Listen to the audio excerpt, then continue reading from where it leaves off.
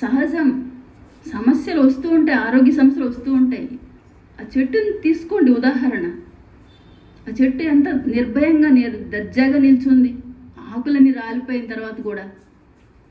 దానికి ఉంది కాన్ఫిడెన్స్ ప్రకృతి మీద, దైవం మీద. నేను మళ్ళీ రీజనరేట్ అవుతాను, మళ్ళీ నా తాలూకా చిగుర్లు, ఆకులు, పువ్వులతో మళ్ళీ నేను వికసిస్తాను అని చెప్పి దానికి ధైర్యం ఉంది. కానీ మనకు ఆ ధైర్యం లేదు, మనకి దైవం మీద విశ్వాసం లేదు, ప్రకృతి మీద విశ్వాసం లేదు, దేని మీద నమ్మకం లేదు. అందుకే మనము సగం సగంతోనే ఉంటాం. ఇదంతా కూడా సహజం.